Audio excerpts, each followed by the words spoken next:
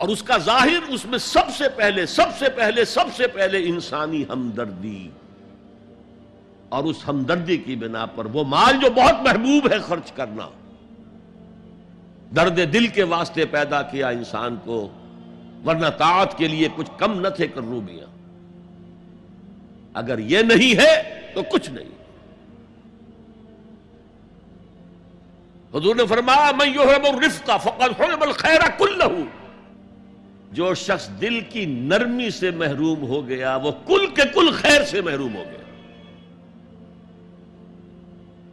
کسی کو دکھ میں دیکھو اور اس پوزیشن میں ہو کہ تم اس کا کوئی مداوع کر سکو اور نہ کرو، پھر تم چاہے مفسر ہو، محدث ہو، نیک نہیں ہو۔ تم عابد ہو سکتے ہو، زاہد ہو سکتے ہو، تم مفسر ہو سکتے ہو، محدث، نیک نہیں ہو سکتے۔ من یحرم الرفق، رفق کہتے ہیں نرمی، رفیق ہمارا ساتھی، دمساز۔ ظاہر بات ہے آپ کو دکھ ہوگا، آپ کے رفیق جو ہے اس کے اپنے دل میں محسوس کرے گا آپ کے درد کو۔ ہم درد کسے کہتے ہیں؟ ہم درد، جن کا درد مشترک ہے۔ ہم عصر، ایک زمانے کے لوگ، ہم جماعت، ایک جماعت میں پڑھنے والے، ہم درد۔ خنجر چلے کسی پہ تڑپتے ہیں ہم امیر، سارے جہاں کا درد ہماری جگر میں ہے۔ اگر یہ رفق نہیں ہے، اگر یہ ہمدردی نہیں ہے، اگر کسی کو دکھ میں دیکھ کر آپ تڑپ نہیں اٹھتے، اگر اس کی مدد کرنے پر قادر ہو اور نہیں کرتے تو کل خیر سے محروم ہے۔ پڑھے جاؤ نمازیں اور تہجدیں، کچھ حاصل نہیں ہوگا۔ اس پر جو آخری آیت قرآن کی ہے، لن تنالوا البر حتى تنفقوا مما تحبون، اس سے زیادہ کیٹیگوریکل سٹیٹمنٹ اور کیا چاہیے؟ لن کے ساتھ جو نفی ہوتی ہے فعل مضارع میں، انتہائی مؤکد، ہرگز نہیں پہنچ سکتے نیکی کے مقام کو جب تک کہ خرچ نہ کرو ان میں سے جو چیزیں تمہیں پسند ہے۔ قمیض پھٹ گئی ہے، بوسیدہ دے دو کسی کو، یہ نہیں ہے خیرات و صدقات، بلکہ جو تمہیں محبوب ہو۔ لن تنالوا البر، بر کے مقام تک نہیں پہنچ سکتے۔ پھر میں کہہ رہا ہوں، عابد ہو سکتے ہو، زاہد ہو سکتے ہو، علم کا معاملہ ہے، محدث ہو سکتے ہو، مفسر ہو سکتے ہو، فقیہ ہو سکتے ہو، مفتی ہو سکتے ہو، سب کچھ ہو سکتے ہو، قرآن مجید کی روح سے نیک نہیں کہلا سکتے۔ وَآتَ الْمَالَ عَلَى حُبِّهِ، اب اس میں جو ترتیب میں نے کہا تھا، الْأَقْرَبُ فَالْأَقْرَبُ، الْأَقْرَبُ فَالْأَقْرَبُ، سب سے پہلے ذوی القربیٰ، اور اس میں اکثر و بیشتر ہم سے کوتاہی ہوتی ہے۔ دور دراز کے لوگوں کے ساتھ نیکی ہو رہی ہے، سگے بھائی کی بیوہ اور یتیم بچے جو ہیں وہ محروم ہیں، انہوں نے اس وقت یہ کر دیا تھا، یہ کر دیا تھا۔ ظاہر بات ہے کہ رشتہ داروں سے تو شکایتیں ہوتی ہیں، یہ تو ہمیشہ ہمارے مخالف رہے ہیں جی، ان کی ہم کیسے مدد کریں؟ اگر تو اللہ کے لیے دینا ہے تو پہلا حق ان کا ہے۔ من احب للہ وابغض للہ واعطى للہ ومنع للہ، اللہ کے لیے دیا ہے اگر تو اپنے اس نفس کے جو انتقام کا جذبہ ہے اس کو کچلو، اور جس کا سب سے پہلا حق ہے اس کو پہنچاؤ۔ حق بحقدار رسید، ذوی القربى والیتامى، جو بے سہارا رہ گئے، باپ کا سایہ نہ رہا، والمساکین، مساکین کسے کہتے ہیں؟ مسکنت کہتے ہیں کم ہمتی۔ آپ کو معلوم ہے آج کل ایک مرض کہلاتا ہے نیورستھینیا،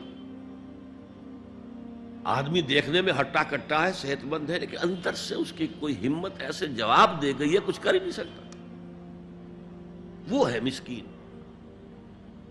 اسی لیے جو فرمایا گیا یہودیوں کے لیے، ضربت علیہم الذلۃ والمسکنہ، ذلت کے معنی بھی کمزوری، اور مسکنت کم ہمتی، ہمت ختم ہو گئی۔ تو جو اپنے پاؤں پر نہیں کھڑا رہ سکتا اس وجہ سے کہ اس میں وہ ہمت کم ہو گئی ہے، وہ بھی مستحق ہے۔ وابن السبیل، اور مسافر۔ پرانے زمانے میں آپ کو معلوم ہے نہ سرائیں تھیں، نہ کچھ اور تھا، نہ ہوٹل تھے، پھر اگر کہیں راستے میں چوری ہو گئی، ڈاکہ پڑ گیا، تو آدمی جو ہے گھر میں خود ہے، کفیل ہے، اچھا ہے، اس وقت کی حالت ایسی ہو گئی. ہمارے ہاں بیگرز نے اسی کو ایک بہت بڑا بہانہ بنایا ہوا، جی میں آیا تھا وہاں سے اور یہاں سے اور میری جیب کٹ گئی، سب کچھ چلا گیا، اب مجھے واپس جانے کے لیے کرایہ چاہیے. اکثر و بیشتر جھوٹے کیسز ہوتے ہیں. اگر آپ کسی کو پکڑ لیں اور ساتھ لے کر کہیں تحقیق کراؤ تو وہ بھاگ جائے گا، پھر نہیں آئے گا اس مسجد میں. لیکن یہ کہ ابن السبیل یہ بھی ایک کھاتا ہے. والسائلین یہ ذرا تفصیل طلب معاملہ ہے. اسلام کی تعلیم بڑی متوازن ہے. ایک طرف سوال کی مذمت ہے، مت اپنا دستے سوال دراز کرو کسی کے سامنے. جو شخص ہاتھ پھیلاتا ہے مانگنے کے لیے وہ اپنی عزت نفس کو ہتھیلی پر رکھ کر آپ کے سامنے پیش کر رہا ہے، اور آپ ٹھوکر مار دیتے ہیں اس کی عزت نفس کو. مانگو اللہ سے، اللہ کسی کے دل میں ڈالے تمہاری ضرورت پوری کر سکتا ہے، بغیر اس کے کہ تم کسی کے سامنے دستے سوال دراز کرو. تو سخت مذمت ہے. اور خاص طور پر بیگری جو ایک انسٹیٹیوشن بن گیا ہے، ایک پیشہ بن گیا ہے، وہ تو اسلام کی تعلیمات کے منافی ہے. اور جس طرح کی ہم خیرات بانٹتے ہیں، 5 روپے کا نوٹ دے رہے ہیں مانگنے والوں کو مسجدوں کے باہر، سمجھ رہے ہیں ہم نے حاتم طائی کی خبر کو لات مار دی، حالانکہ حقیقت میں آپ انسٹیٹیوشن آف بیگری کو سپورٹ کر رہے ہیں. کسی ایک کو لے لو، آؤ چلو مجھے اپنا گھر دکھاؤ، مجھے بتاؤ تم واقعی اس قابل ہو یا نہیں ہو، اور پھر اس کی مدد کریں، لمسم کریں. پھر وہ 5 روپے نہیں ایسی دیں کہ وہ کچھ اپنے پاؤں پر کھڑا ہو سکے. میں نے 1 روپیہ نہیں کہا، کہ 1 روپیہ تو اب کوئی شے نہیں رہی، لیکن یہ کہ 5 روپے کا نوٹ بھی آپ نے تقسیم کرنے شروع کر دیے، یہ کیا ہے؟ والسائلین وفی الرقاب. لیکن دوسری طرف سائل کو جھڑکنا نہیں ہے.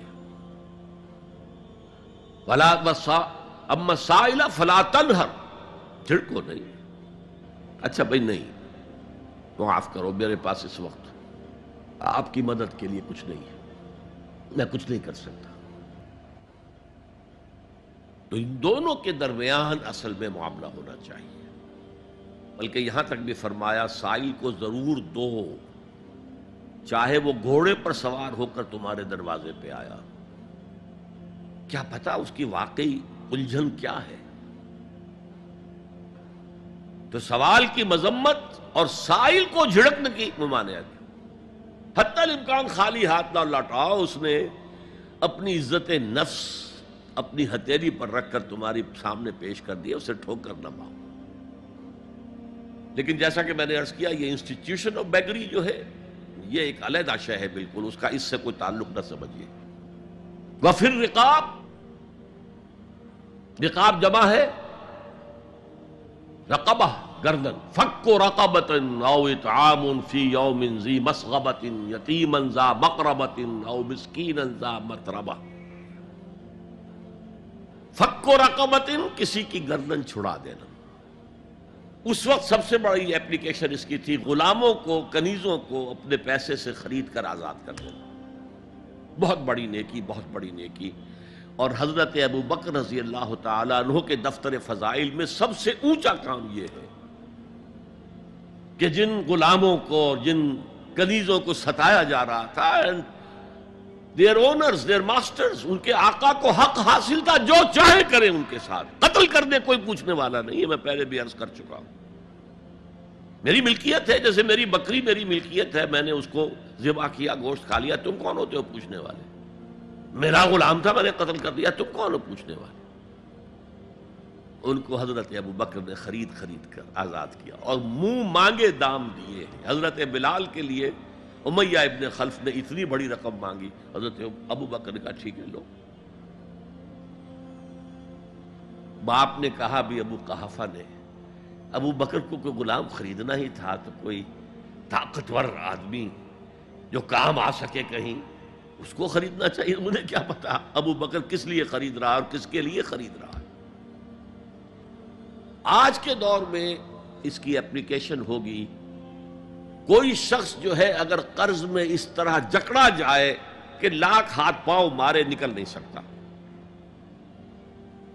اس کو کوئی لمپ سم مدد دے کر اس قابل کیا جائے کہ وہ پھر اپنے پاؤں پر کھڑا ہو جائے. یہ نہیں کہ اسے آپ ہر مہینے کچھ رقم دیتے رہے مینٹیننس کے لیے، نہیں، اس سے تو وہ اسی پوزیشن میں رہے گا. یہ بعض مائنورٹی کمیونٹیز کے اندر یہ معاملہ موجود ہے. کوئی بھائی اگر گر گیا ہے کاروبار میں تو اس کی پھر ایسی مدد کی جائے کہ وہ پھر آپ کی صف میں آ کر کھڑا ہو جائے، respectable members of your community, وہ اس شکل میں پہنچ جائے. یہ بھی فک و رقبۃ اس کی ذیل میں آج کل آئے گا.